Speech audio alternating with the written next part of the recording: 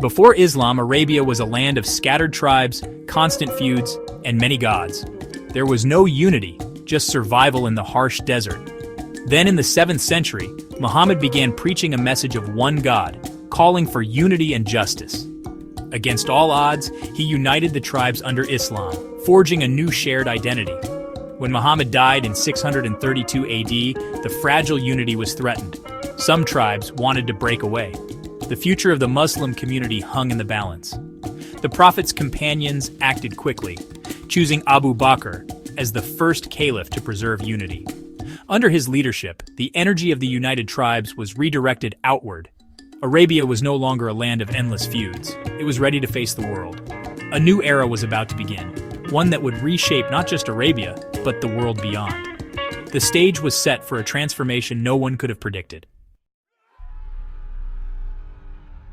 Abu Bakr, the first caliph, faced immediate rebellion as tribes tried to break away.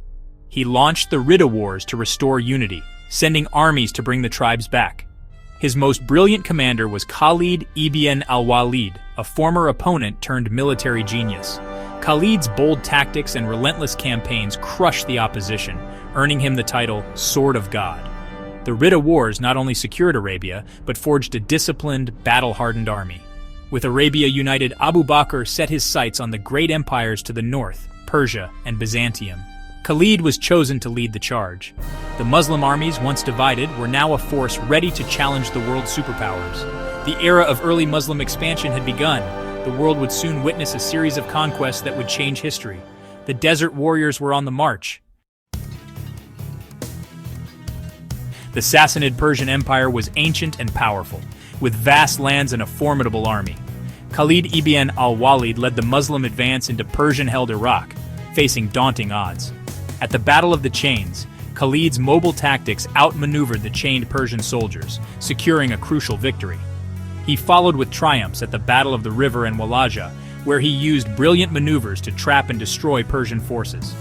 Each victory shattered Persian morale and opened Iraq to further Muslim advances.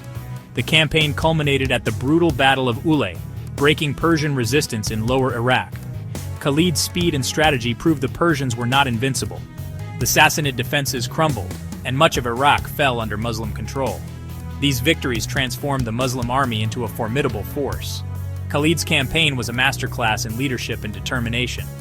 The path to further conquest was now open. The ancient world was witnessing the rise of a new power. The Muslims had proven themselves on the world stage. As Khalid triumphed in Iraq, a new front opened against the Byzantine Empire in Syria. The Byzantines, heirs of Rome, were powerful and well-defended. Caliph Abu Bakr sent Khalid to Syria, where he led his men on a daring desert march, arriving unexpectedly. Khalid's arrival turned the tide. He took command and faced the Byzantines at the Battle of Ajnadayn. Despite fierce resistance, Khalid's tactics led to a decisive Muslim victory, opening Palestine to further conquest. The Muslims pressed on, besieging and capturing Damascus, a blow to Byzantine prestige.